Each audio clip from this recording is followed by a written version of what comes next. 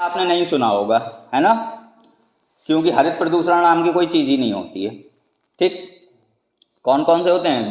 जल प्रदूषण होता है, ध्वनि प्रदूषण होता है, वायु प्रदूषण होता है, मृदा प्रदूषण होता है, लेकिन हरित प्रदूषण कुछ भी नहीं होता है। तो ये कौन सा हो जाएगा? हरित प्रदूषण इसका ऑप्शन हो जाएगा। 60 नंबर देख लीजिए। सभी धर्मों या किसी भी धर्म के लोगों के साथ समान व्यवहार नहीं किया जाता है, ऐसा देश क्या कहलाता है? इसमें दिया गया सभी धर्मों या किसी भी धर्म के लोग के साथ समान व्यवहार नहीं किया जाता है, तो ऐसा कहलाता है धर्मनिरपेक्ष देश, सेकुलर देश कहलाता है। ठीक है, जहाँ पर जातिवाद धर्मवाद ज़्यादा फैला हुआ हो। ठीक है, तो ऑप्शन नंबर 4 हो जाएगा इसका।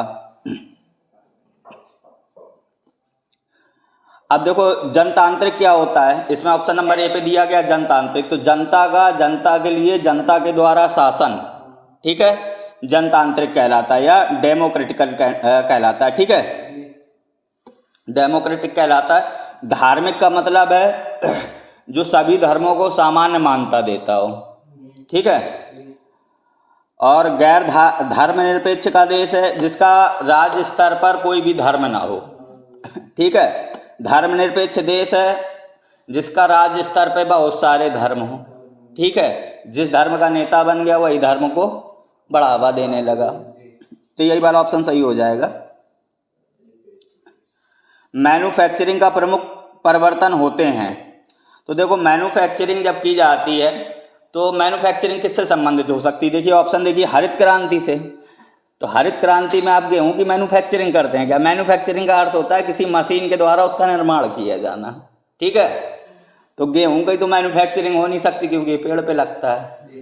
ठीक, अगला देख लो उद्योग क्रांति में, तो स्वाभाविक सी बात है औद्योगिक क्रांति में ही मैन्युफैक्चरिंग की जाती है। जितनी ज़्यादा मैन्युफैक्चरिंग बढ़ेगी उतनी औद्योगिक क्रांति फैलेगी अपने यहाँ, है ना, तो यही ऑप्शन सही होगा। अगला दिया गया जल क्रांति, खाद्य क्रांति, तो इनसे भी संबंधित नहीं होगा, तो कौन सा ऑप्शन हो जाएगा? A2 उद्योग क्रांति।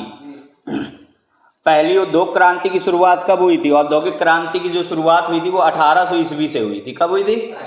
ये आपको याद करना पड़ेगा, क्वेश्चन नंबर 62, इसको इंपॉर्टेंट डाल लीजिए।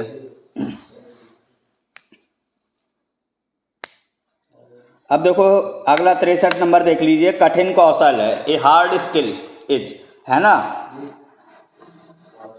त्वरित शिक्षार्थी मतलब तेजी से पढ़ने वाला शिक्षार्थी होना, ये कठिन कौशल है। दूसरा देखते हैं समय प्रबंधन, टाइम का मैनेजमेंट करना, क्या ये कठिन कौशल है। 60 WPM पर टाइपिंग स्पीड, क्या ये कठिन कौशल है। मौखिक अंग्रेजी बोलना, क्या ये कठिन कौशल है। तो देखो इसमें से सबसे ज़्यादा कठिन कौशल है 60 वर्ड पर मिनट लिखना, है ना, क्योंकि अधिकतर जो जगहों पे मांगा जाता है वो 35 वर्ड पर मिनट मांगा जाता है, और 35 वर्ड पर मिनट लिखने में भी आपको बहुत अच्छी खासी प्रैक्टिस करनी पड़ेगी, और 35 का ये जस्ट डबल हो जा रहा है 60, है ना।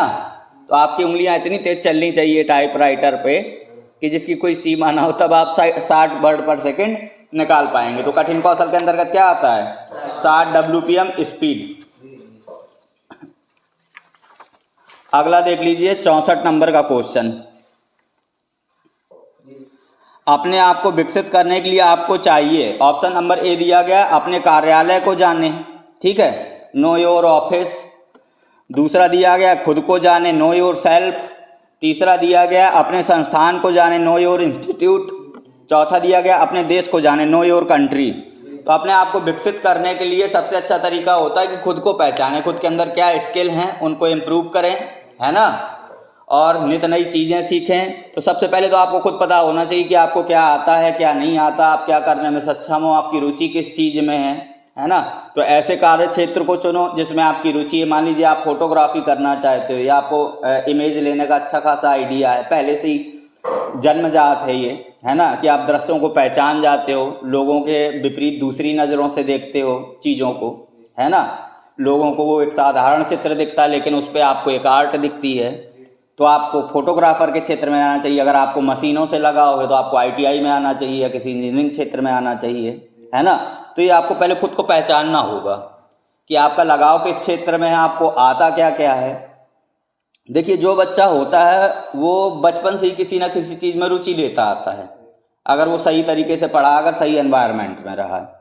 तो आपको उसी रुचि को आगे बढ़ाना होता, तभी आप सर्वश्रेष्ठ प्रदर्शन कर सकते हैं और अपनी फील्ड में टॉप रैंक पे जा सकते हैं, है ना। तो अपने आप को विकसित करने के लिए आपको क्या चाहिए कि खुद को जाने अच्छी तरीके से कि आपके अंदर स्किल क्या है, उनको इम्प्रूवमेंट कैसे देना है। तो इसका ऑप्शन नंबर क्या हो जाएगा, A2 सही हो जाएगा। अब देखिए टाइम मैनेजमेंट क्या है, समय का प्रबंधन। टाइम मैनेजमेंट का अर्थ होता है कि जो भी आपके पास समय है, जैसे कि आपने देखा होगा 2 प्रकार के प्रशिक्षार्थी होते हैं, है ना। दोनों को 24-24 घंटे दिन मिलता है। ऐसा तो नहीं है कि जो बहुत होशियार प्रशिक्षार्थी है उसका दिन 36 घंटे का होता हो, आपका 24 घंटे का होता है, ऐसा भी नहीं है। दोनों के पास क्या होता है, 24-24 घंटे का ही दिन होता है, ठीक है। लेकिन आपने देखा होगा फिर भी कुछ प्रशिक्षार्थी जो होते हैं वो पढ़ने में बहुत ज़्यादा तेज होते हैं, है ना। उनके 90, 98, 96 इस टाइप से परसेंटेज आते हैं। उनके अंदर कार स्किल बहुत अच्छी होती है। कोई भी अगर मान लीजिए कुछ हमने वर्क पीस बनाने को दिया तो वो आपसे 10 मिनट पहले बना लेते हैं या आपसे आधे समय में बना लेते हैं, है ना।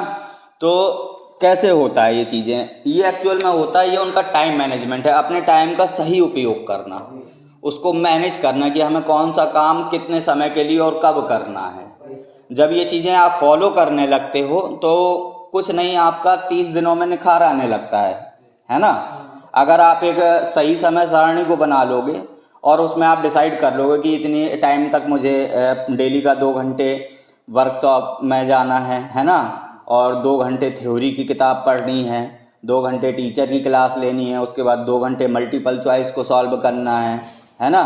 तो ये चीज़ें अगर आप एक शेड्यूल से बना लोगे और उसको डेली फॉलो करोगे, देखिए कोई भी चीज़ को अगर आप लगातार 28 दिन तक करते हैं, है ना, तो 28 दिन बाद वो क्या होता है, वो आपकी आदतों में शामिल हो जाता है। आ जाइए, आदतों में शामिल हो जाता है। अगर आप 29वें दिन उसे छोड़ते हैं तो आपको लगेगा कि मेरा दिन अधूरा है, कोई चीज़ मैंने मिस कर दी, है ना।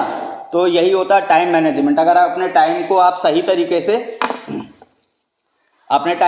तरीके से मैनेज करते हो, सारणीबद्ध करते हो और उसमें लिखते हो और उनमें सुधार करते हो लगातार।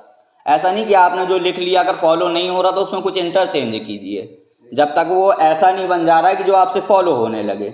आप देखिए कि आपका कौन सा सब्जेक्ट बहुत ज़्यादा मजबूत है, उसको थोड़ा सा कम समय दीजिए, है ना। जो आपका कमज़ोर सब्जेक्ट है उसे थोड़ा सा ज़्यादा समय दीजिए। तो यही टाइम मैनेजमेंट कहलाता है कि अपने कार्य को समय पर पूरा करें, टाइम से पूरा करें। आप ऐसा टाइम मैनेजमेंट बनाएं कि जैसे आपको 1 साल में पूरा फर्स्ट ईयर कवर करना है, तो आप ऐसा टाइम मैनेजमेंट बनाएं कि वो 100% 1 साल के पहले ही 2 मंथ खत्म हो जाए। इस टाइप से पढ़ें ताकि आपको 2 मंथ उसका रिवीजन करने का भी अच्छा खासा अवसर मिल जाए। जब इसे आप 28 से 30 दिन फॉलो कर लोगे तो ये आपकी आदत में शामिल हो जाएगा, ठीक है। तो इसका ऑप्शन नंबर A1 सही हो जाएगा, ठीक है। आज के लिए इतना ही, बाकी के क्वेश्चन कल कराए जाएंगे, ठीक है। Thank you.